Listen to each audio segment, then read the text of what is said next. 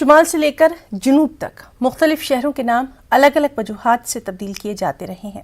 2 سال پہلے حیدرآباد میونسپل انتخابات کے دوران یو پی کے وزیر اعلیٰ نے اس شہر کو بھاگیہ نگر کرنے کے حق میں آواز اٹھائی، لیکن تاریخ دانوں، محققوں اور جہدکاروں نے مختلف حوالوں سے یہ دعویٰ کیا کہ چار مینار کے شہر کو حیدرآباد کے ہی نام سے بسایا گیا تھا۔ اس کا پہلے کبھی کوئی اور نام تھا ہی نہیں۔ یہ خاص رپورٹ۔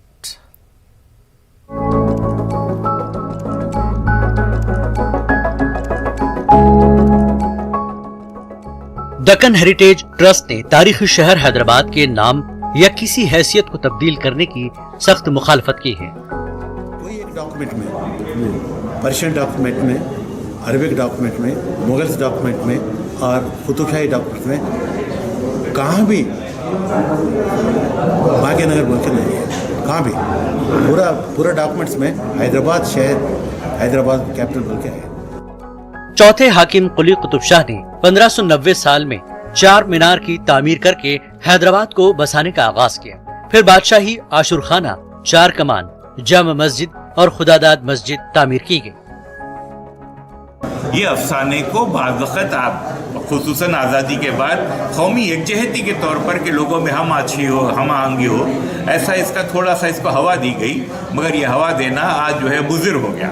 غیر ذمہ داری کی حرکت تھی وہ زمانے کے لحاظ سے، اور بعد میں لوگوں نے اپنی سیاسی روٹیاں جو ہے سیکنے کے لیے اس بات کو اور زیادہ ہوا دی۔ لیکن ہماری اپیل یہ ہے کہ ہمارا یہ شہر انتہائی خوبصورت شہر اور انتہائی محبت اور امن و آشی کا شہر جو رہا ہے ہمیشہ، وہ شہر ویسا ہی رہے ہمیشہ، اور اس شہر کو کی سیاسی سماجی حیثیت کو بگاڑنے کی کوشش نہ کی جائے۔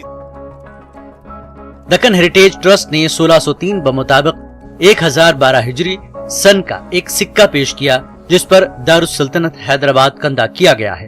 اس سے ثابت ہوتا ہے کہ حیدرآباد کی 431 سالہ طویل تاریخ میں اس کو کبھی کسی اور نام سے جانا ہی نہیں گیا۔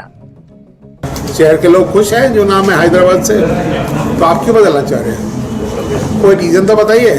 جی جب ریزن ہی نہیں ہے تو کیا آپ نے اور دوسری کھڑی کر دی ہے فالس ہسٹری کہ شہر کا نام اور کچھ تھا، بھاگیہ متی تھا یا بھاگ نگر تھا کیا؟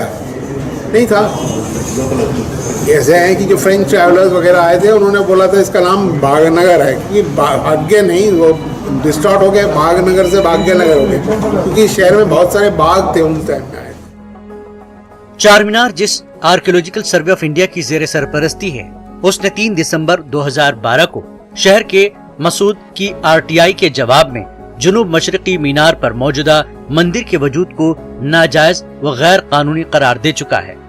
پانڈو رنگا ریڈی کی RTI میں بھاگیہ لکشمی نامی کسی دیوی یا مندر کے وجود سے انکار درج ہے۔ Bureau report, news 18 Urdu.